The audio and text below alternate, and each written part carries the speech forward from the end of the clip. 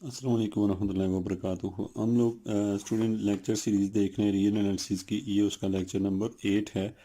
इस लेक्चर में हम देखने जा रहे हैं चेन रूल और इसकी जो इसको प्रूव करेंगे। ये थ्योरम है हमारे पास चेन रूल। और ये सबसे पहले तो हम इसकी स्टेटमेंट लिख लेते हैं कि इसकी स्टेटमेंट क्या होती है।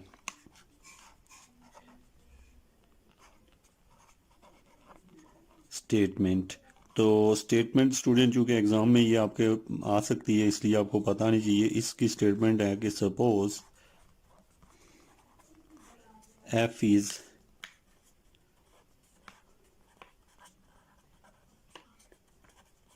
differentiable. Suppose f is differentiable. Suppose f is differentiable at a point. f is differentiable at a point c. अब आप इस बात को समझिएगा कि यहाँ पे क्या कहा जा रहा है कि f कोई फंक्शन है और वो c पॉइंट के ऊपर डिफरेंशिएबल है, जबकि c बिलोंग करता है d ऑफ f से। ये मैं थोड़ा सा इसको एक्सप्लेन करूंगा ताकि आपको इजीली ये समझ सकें कि इसकी स्टेटमेंट क्या है। तो सी से यानी कि एफ डिफरेंशिएबल है सी के ऊपर और सी बिलोंग करता है डी एफ से। इसके साथ साथ हमें दो फंक्शन दिए गए एंड जी एक और फंक्शन है और ये भी क्या है, ये फंक्शन भी डिफरेंशिएबल है। ये भी क्या है, डिफरेंशिएबल है। तो आपके पास है ये दोनों फंक्शन क्या है, डिफरेंशिएबल हैं। अच्छा, ये डिफरेंशिएबल है सी के ऊपर और ये वाला जो फंक्शन है जी, ये डिफरेंशिएबल है एट एफ ऑफ सी के ऊपर। अब आपको ये दोनों चीज़ें मिल गई है एट एफ ऑफ सी, और एफ ऑफ सी का नाम हमने एप्सिलॉन रखा हुआ है, एप्सिलॉन या एक्साई रख दिया है। अब हम कहते हैं यहाँ पे अगर ऐसा हो तो देन द कंपोजिट फंक्शन, मैं ये सारी चीज़ आपको एक्सप्लेन करता हूँ क्या है ये कंपोजिट फंक्शन। यानी आपको दिया हुआ क्या, आपसे सवाल पूछा गया कि चेन रूल क्या है, उसकी स्टेटमेंट बताएं। तो आपने कहा कि चेन रूल ये है कि अगर एफ कोई फंक्शन है और वो डिफरेंशिएबल है किसी पॉइंट सी के ऊपर और जी भी डिफरेंशिएबल है किसी पॉइंट एप्सिलॉन के ऊपर। एप्सिलॉन किसके, एप्सिलॉन या मैं इसे एक्साई लिख लेता हूँ, एक्साई के ऊपर, और एक्साई इक्वल है एफ ऑफ सी के। तो ये देन द कंपोजिट फंक्शन, जो इनका कंपोजिट फंक्शन यानी आपने देखा है साई इक्वल है किसके, जी ऑफ एफ इक्वल है जी ऑफ एफ। यानी इस तरह लिख दें, इस तरह लिखें, ये इसकी कंपोजिशन है। और इसके साथ साथ इज, ये जो नया फंक्शन साई बना है इज, ये भी क्या होगा, डिफरेंशिएबल होगा। ये भी डिफरेंशिएबल होगा एट सी पे and psi prime of c equal to g prime of f of c and f prime of c। तो ये जो है ना इसकी डेफिनेशन है। अब मैं इसको थोड़ा सा एक्सप्लेन कर दूं ताकि आप इसे समझ सकें कि डेफिनेशन है क्या, ताकि आप इजीली इसके थ्योरम को प्रूव कर सके। तो देखिए स्टूडेंट, आपको दिया हुआ है कि f कोई फंक्शन है और ये डिफरेंशिएबल है। अच्छा, डिफरेंशिएबल किस पे है, ऐसा कोई फंक्शन दिया होगा, फंक्शन कुछ भी हो सकता है। तो ये हम कहते हैं कि ये डिफरेंशिएबल है एट सी के ऊपर और सी बिलोंग करता है किसी इंटरवल के दरमियान से, और इंटरवल का नाम हमने डी ऑफ एफ रखा हुआ है। और ये जो है, जब आप फंक्शन की बात करते हैं, ये जो डी ऑफ एफ लिखा होता है इसका मतलब होता है डोमेन ऑफ एफ। अब देखें फंक्शन होता क्या है, जैसे ना यहाँ पे आपको कोई चीज़ दी होती है, यहाँ पे भी दी होती है, तो यहाँ से इस साइड पे जब आप जाते हैं तो उसको फंक्शन कहते हैं। तो इसको हम कहते होते हैं डी ऑफ एफ, यानी कि डोमेन ऑफ एफ। यानी ये जो आपने लिया है ये डोमेन ऑफ एफ है, एफ की डोमेन है ए टू बी और उसमें से एक पॉइंट सी है। तो यानी कि इसके दरमियान बहुत सारे पॉइंट हैं, उनमें से कोई एक पॉइंट सी है जिसकी हम बात कर रहे हैं। यानी आपकी असल स्टेटमेंट यहाँ तक ही है। अब सिर्फ मैं आपको ये बात समझाना चाह रहा हूँ कि कैसे आपके पास सबसे जो पहला पॉइंट है आपका वो क्या है, दूसरा क्या है, तीसरा क्या। तो आपने कहा suppose f is differentiable, f is differentiable at point c. तो मेरा आपसे सवाल है कि चेन रूल क्या है। तो आपने कहा चेन रूल में दो फंक्शन दिए होते हैं, एक एफ है और एक जी है। एफ डिफरेंशिएबल है किसी पॉइंट सी के ऊपर, जबकि सी क्या चीज़ है, डोमेन ऑफ एफ है, जो कि मैंने आपको नीचे ये बताया डोमेन ऑफ एफ क्या चीज़ होती है, यानी कि एफ कोई फंक्शन है और उसकी डोमेन होगी, को उसकी वैल्यू होगी, उसमें से एक पॉइंट सी है। और फिर दूसरे जी क्या चीज़ है, जी भी डिफरेंशिएबल है, और जी जो है किस पे ऊपर डिफरेंशिएबल है, एट एफ ऑफ सी। याद रखना कि जो एफ ऑफ सी है ये भी एक पॉइंट है। जैसे मैं मिसाल दूं आपको, ये मेरे पास एक फंक्शन दिया हुआ है F of x equal to 2x²। तो जब मैं यहाँ पे अगर सी को 2 रख दूं तो इसका मतलब है कि ये बनेगा 2 इज इक्वल टू, यानी सी मीन एक्स की जगह 2 रखा और ये मेरे पास बनेगा 2 का स्क्वायर, तो ये बन गया मेरे पास 2 × 4, और इसको लिख सकता हूँ मैं 8। तो ये एक नया पॉइंट बना है। अब ये वो जो नया पॉइंट है, जैसे कि हमें यहाँ दिखाया गया है कि जी भी डिफरेंशिएबल है एट एफ ऑफ सी, क्योंकि अभी मैंने आपको समझाया कि एफ ऑफ सी क्या आएगा, यानी एफ ऑफ सी जो है वो कोई एक कांस्टेंट निकलेगा, यही नहीं निकलेगा, ये जस्ट समझाने के लिए कर रहा हूँ मैं। तो देन द कंपोजिट फंक्शन यानी जी और एफ जब मिलते हैं तो उस फंक्शन का नाम हमने साई रख दिया। इसको लिखने के दो तरीके, या इसे जी ऑफ एफ लिखा जाता है, जी ऑफ, या ये इस तरह डाला जाता है, या ऐसे, ये दोनों एक ही मीनिंग रखते हैं। जब दो फंक्शन को कंपोजिशन की जाती है, उनको आपस में जोड़ा जाता है, तो एक अदर फंक्शन बनता है। जैसे कि हमारे पास क्या बना, वो साई है, इस डिफरेंशिएबल है एट सी के ऊपर, and Sai prime of C जो है वो इक्वल है किसके, जी prime of F of c और एफ प्राइम ऑफ सी। तो ये हमने प्रूव करना है। तो स्टूडेंट अभी मुझे आप स्टेटमेंट जो है, चूंकि मैंने इसको ज़्यादा इसलिए फोकस किया है ताकि आपको इसकी स्टेटमेंट का सही पता हो, थ्योरम प्रूव करना आसान हो जाएगा। तो आपसे पूछा कि चेन रूल क्या है, तो आपने कहा कि चेन रूल में दो फंक्शन दिए होते, एक एफ है और एक जी है। एफ जो है वो डिफरेंशिएबल है पॉइंट सी के ऊपर, और जी डिफरेंशिएबल है एफ ऑफ सी के ऊपर। अब हम कहते हैं अगर ऐसा है तो देन एफ और जी को जब हम कंपोजिट फंक्शन लिखते हैं, मीनिंग दोनों को आपस में जोड़ते हैं, तो एक नया फंक्शन जो बनता है जिसका नाम हमने साई रख लिया, उस साई के अंदर ये खूबी होगी कि psi prime of C equal होगा g prime of F of c, और एफ ऑफ सी बाहर आएगा। तो चले हम आप इसके प्रूव की तरफ जाते हैं कि क्या प्रूव है हमारे पास, जो कि चेन रूल का। स्टूडेंट आपको स्टेटमेंट तो दी हुई है, जस्ट अब हम इनके प्रूफ की तरफ जा रहे हैं, और प्रूफ में हम लिखते हैं जो जो चीज़ें दी गई हैं हमारे पास। प्रूफ है, प्रूफ में हम लिखते हैं आपको गिवन क्या है, सिंस एफ इज डिफरेंशिएबल, ये हमें गिवन है, F is differentiable at X equal to C, यानी सी के ऊपर डिफरेंशिएबल है। तो अगर कोई फंक्शन डिफरेंशिएबल हो तो डेरिवेटिव की ये डेफिनेशन होती है कि limit X approaches to C F of x minus F of C divided by X minus C equal to F prime of C. तो ये हमने डेरिवेटिव की डेफिनेशन लिखी है, क्योंकि उसने कहा हुआ है डिफरेंशिएबल है, जो डिफरेंशिएबल होता है किसी भी जिस पॉइंट पे, तो उस पॉइंट की डेफिनेशन ये होती है। तो ये हमने इसकी डेफिनेशन से लिखा। अब स्टूडेंट याद रखिए कि जब आप लिमिट को यहाँ से रिमूव करते हैं तो यहाँ पे जो वैल्यू आती है वो है F of x minus F of C divided by X minus C. अगर आप यहाँ से लिमिट को हटा दें तो दूसरी साइड पे जो एफ प्राइम ऑफ सी है उसमें कोई नया function you of x add हो जाएगा। यू ऑफ एक्स मीन के कोई एक नया फंक्शन उसके अंदर आ जाएगा, यानी कि अगर लिमिट में डाल दूं साथ तो फिर ये बन जाता है, अगर लिमिट को हटा दूं तो ये बन जाता है। तो ये हमारे पास एक नया फंक्शन बना है, जबकि ये जो नया फंक्शन है, ये जो हमने लिखा है जो लिमिट को हटाने की वजह से आया है, इसके बारे में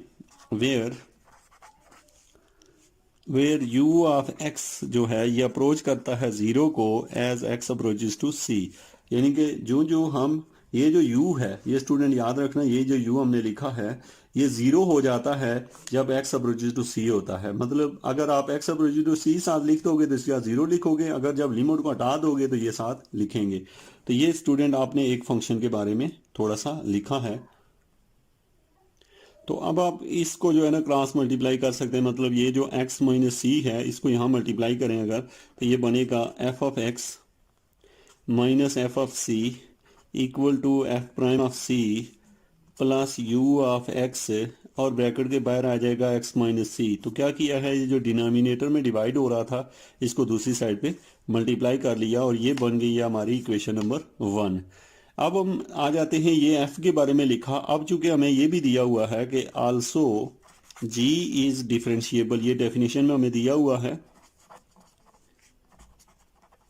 जी इज डिफरेंशिएबल, और किसके ऊपर डिफरेंशिएबल है, एट एट मैंने इसे लिखा है साई या xi equal to F of C, इस पॉइंट के ऊपर ये डिफरेंशिएबल है, यानी एक्साई जो है वो इक्वल है एफ ऑफ सी के, तो इसके ऊपर डिफरेंशिएबल है। तो आपको पता है डेफिनेशन जो है हम लिखते हैं यहाँ पे उसी डेफिनेशन को जो ऊपर लिखी थी बिल्कुल, सिर्फ उसमें चेंज आएगा। जहाँ पे हमारे पास y है, यहाँ पे x अब्रोच टू c था, अब x अब्रोच टू एक्साई हो गया, और साथ में फंक्शन आ गया g of y minus G of xi और divided by y minus xi, mean यही चीज़ लिखी है। यहाँ अब f था, वहाँ पे g है, यहाँ पे x था, यहाँ पे y है, यहाँ c था, यहाँ पे एक्साई है, क्योंकि उसके हिसाब से यानी एक डेफिनेशन हमने यहाँ रिपीट की, और ये इक्वल होगा, आप जानते हैं कि ये होगा g प्राइम ऑफ एक्साई के, क्योंकि यहाँ एफ प्राइम ऑफ सी था, यहाँ पे ये था। जिस पॉइंट के ऊपर डिफरेंशिएबल होता है उसके मुताबिक उसे लिखा जाता है, तो इसीलिए हमने इसको ऊपर वाली डेफिनेशन से मिला के लिखा। अब आपको पता है यहाँ से जो ही लिमिट को निगलेक्ट करेंगे तो यहाँ एक नया फंक्शन आएगा, तो हमने लिमिट को जब छोड़ा तो ये बना है G of Y minus G of xi equal to G prime of xi, और ये जो है ना हमारी term y minus epsilon xi value, इसको हमने दूसरी साइड पे क्या कर लिया, मल्टीप्लाई कर लिया है। अब हमारे पास ये एक और इक्वेशन बन गई है, जबकि यहाँ पे हमने ये बताना है, सॉरी एक टर्म मैंने यहाँ से मिस की है, अभी मैंने लिमिट को हटाना है। जैसे कि आपको पता है यहाँ से लिमिट हटाऊंगा तो ये बनेगा G of Y minus G of xi equal to G prime of xi, और नीचे क्या है y माइनस एक्साई। आपने जो ही लिमिट हटाई है तो इस साइड पे v of some new function y आ गया, आपको पता है लिमिट हटाने की वजह से ये आया।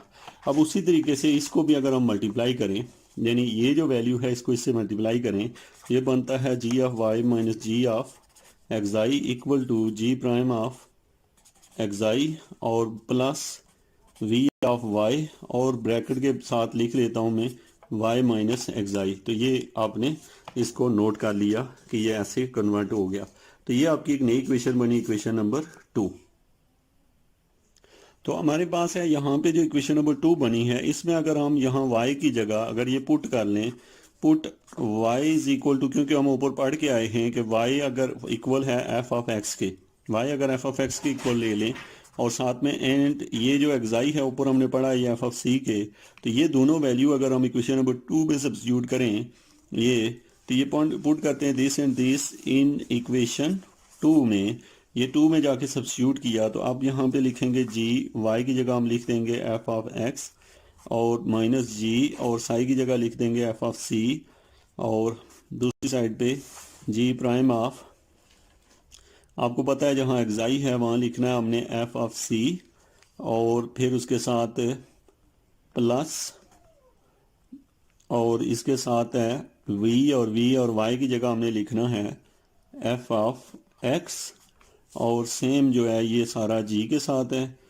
इस सारे को एक ब्रैकेट में रख दें, और बाहर जो है y माइनस एप्सिलॉन है, तो y की जगह हम लिखेंगे एफ ऑफ एक्स, और यहाँ पे मैं इस लाइन को ऊपर लिख देता हूँ, ये इक्वल होगा एफ ऑफ एक्स, यानी वाई की जगह एफ ऑफ एक्स माइनस एक्साई की जगह आपने रखा हुआ है, ऊपर हमने कहीं पुट किया है एफ ऑफ सी, और ये भी एक ब्रैकेट के अंदर मौजूद है। तो ये हमारे पास टोटल रिजल्ट आ गया।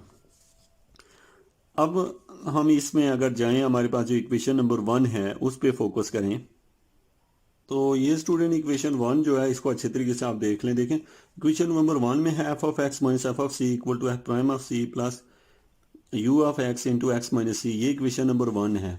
अब स्टूडेंट अगर इक्वेशन नंबर 1 ये है, तो ये जो कीमत है लेफ्ट हैंड साइड की राइट हैंड साइड पे, ये हम वहाँ पे पुट कर सकते हैं इक्वेशन नंबर 2 में।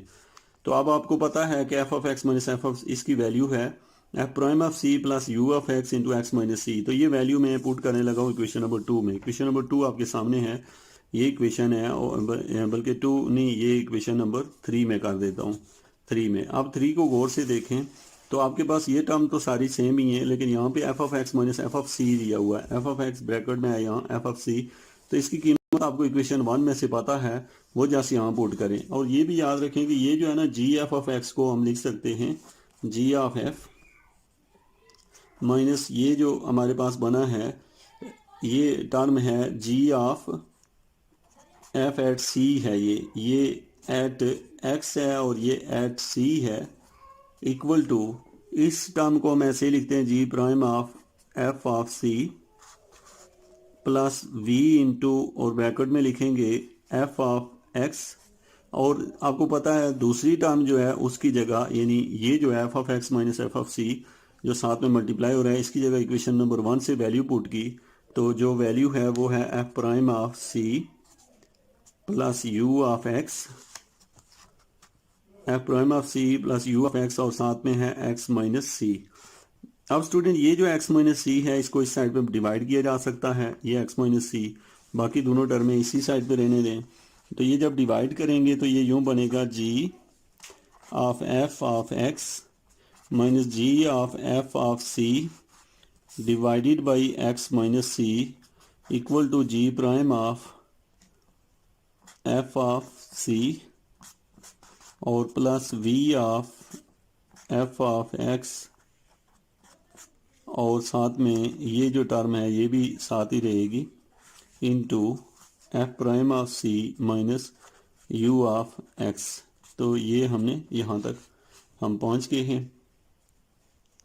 तो स्टूडेंट हमारे पास ये वैल्यू जो है यहाँ पे ये आपने ऊपर पढ़ा है G of F of x, इसका नाम हमने दिया था कि इसको कहते हैं साई ऑफ एक्स और ये टर्म बन जाएगी माइनस साई ऑफ वाई, क्योंकि ये आपने पढ़ा है कि जी ऑफ एफ ऑफ एक्स का इसका नाम जो है साई ऑफ एक्स हो गया, इसका psi of Y sorry psi of C चूंकि यहाँ सी दिया है divided by X minus C equal to, अच्छा ये जो दूसरी साइड हमें दी गई है इसमें G prime of F of C plus V into F of यहाँ पे मेरे पास वैल्यू है एक्स और साथ में है जी एक ब्रैकेट में तो ये फंक्शन है और दूसरी में है F prime of c minus u of x. अब आपको स्टूडेंट पता है जब आप लिमिट यूज़ करेंगे तो लिमिट यूज़ करने से वी वाली टर्म और यू वाली टर्म ज़ीरो हो जाएगी। तो इसके लिए हम लिखते हैं व्हेन सी जो है एक्स जो है जब वो सी को अप्रोच करेगा और वाई जो है तब एक्साई को अप्रोच कर जाएगा, जब यू ऑफ एक्स जो है वो ज़ीरो को अप्रोच करेगा तो एंड वी ऑफ वाई जो है वो भी ज़ीरो को अप्रोच, ये हम ऊपर पढ़ चुके हैं जब एक्स सी को अप्रोच करता है तो यू ज़ीरो हो जाता है, वाई एक्साई को अप्रोच करता है तो ये भी ज़ीरो हो जाता है। तो मतलब ये कि जब हम यहाँ पे लिमिट यूज़ करेंगे तो लिमिट आ जाएगी हमारे पास limit X approaches to C, जब ये लिमिट यहाँ रखेंगे तो ये बनेगा psi of x minus psi of C divided by X minus C. अब लिमिट यूज़ करने की वजह से ये टर्म भी ज़ीरो हो जाएगी, ये वाली टर्म भी ज़ीरो हो जाएगी और ये भी ज़ीरो हो जाएगी, खाली दो ही टर्में बचेंगी और वो टर्म होगी, एक टर्म होगी जी प्राइम ऑफ एफ ऑफ सी ये वाली टर्म और दूसरी टर्म है एफ प्राइम ऑफ सी। तो ये जो लेफ्ट हैंड साइड पे लिखा है ये साई प्राइम ऑफ सी के डेफिनेशन है और ये आ गया जी prime of F of c और साथ में हमारे पास आ जाता है यहाँ पे एफ प्राइम ऑफ सी। तो ये था स्टूडेंट हमारा चेन रूल जो कि हमारी रिक्वायर्ड, यहाँ पे शायद आपको नज़र नहीं आया जब आपने एक्स को सी अप्रोच किया साई को, ये ऊपर हम पढ़ चुके हैं कि ये जब लिमिट यूज़ करेंगे इसके ऊपर लिमिट रखेंगे तो ये जो वी वाली टर्म है और यू वाली दोनों ज़ीरो हो जाएंगी। जब ये दोनों ज़ीरो हो जाएंगी सवाल में एक ये बचेगा और ये बचेगा राइट हैंड साइड पे, लेफ्ट पे ये जो है लिमिट जब यूज़ की तो डेरिवेटिव की डेफिनेशन है साई की, साई प्राइम ऑफ सी बना, इधर जी prime of F of c और एफ प्राइम ऑफ सी बचा। तो ये था स्टूडेंट हमारा रिक्वायर्ड चेन रूल जो कि इम्पॉर्टेंट थ्योरम है। इसके रिलेटेड अगर कोई क्वेश्चन है तो आप कमेंट में ज़रूर कीजिएगा। Thank you very much.